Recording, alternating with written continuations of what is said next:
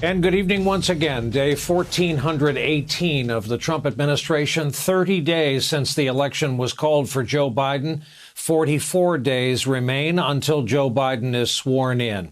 We should also add this. 79 years ago today, 2,403 Americans were killed by the Japanese at Pearl Harbor. Roosevelt's words, calling it a day that will live in infamy, have stood the test of time. Who would have imagined that 79 years later we could lose more Americans than that in a single day without a word from our president? Fortunately, we have good news to begin with tonight. In the UK, where it's Tuesday, it's day one for distribution of the vaccine.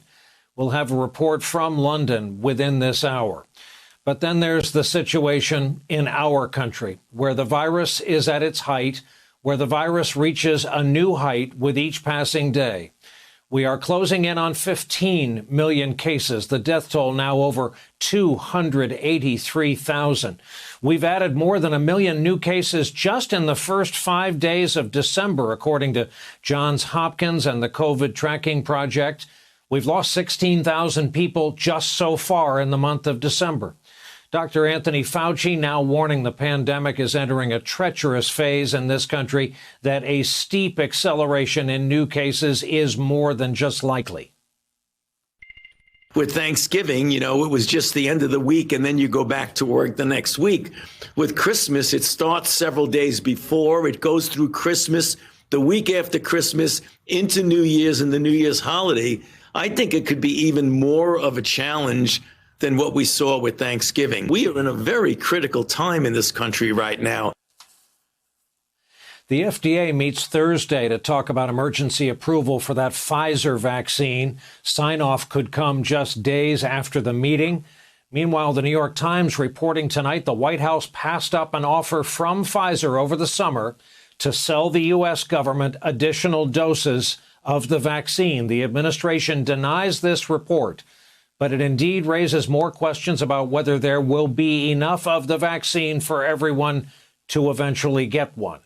Tomorrow, the White House will hold what it's calling a vaccine summit to focus on distribution to build up public confidence in the vaccine. While that is going on, the Republican-led Senate Homeland Security Committee, they'll be hearing from one Dr. Jane Orient, who has previously opposed vaccine requirements, who has previously advocated for that anti-malaria drug hydroxychloroquine as a coronavirus treatment. Meanwhile, Joe Biden has moved forward on naming his choice for another post likely to fight the virus. Current California Attorney General Javier Becerra will be nominee for Secretary of Health and Human Services.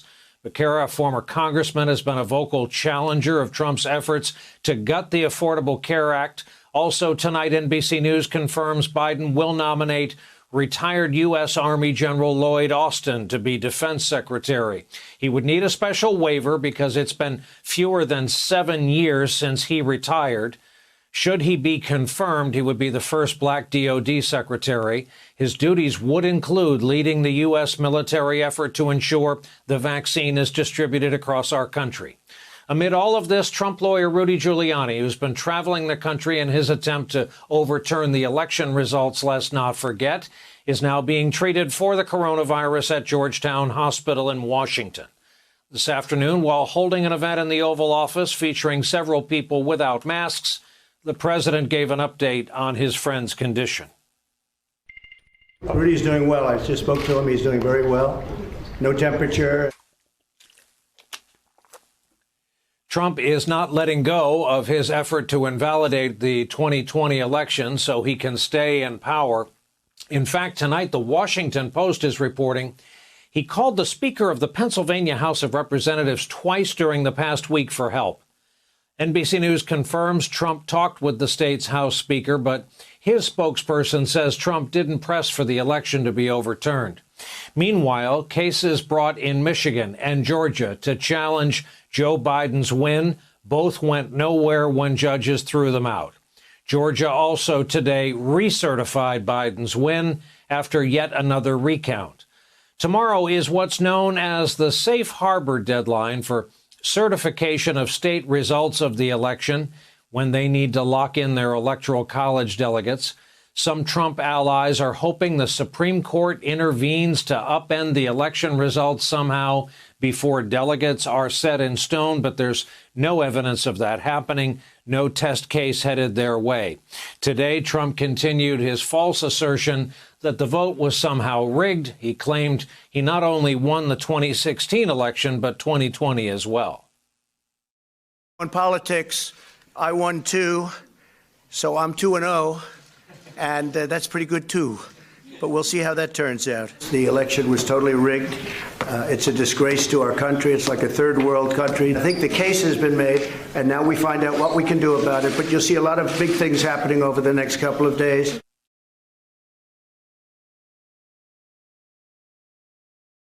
Hey there, I'm Chris Hayes from MSNBC. Thanks for watching MSNBC on YouTube. If you want to keep up to date with the videos we're putting out, you can click subscribe just below me or click over on this list to see lots of other great videos.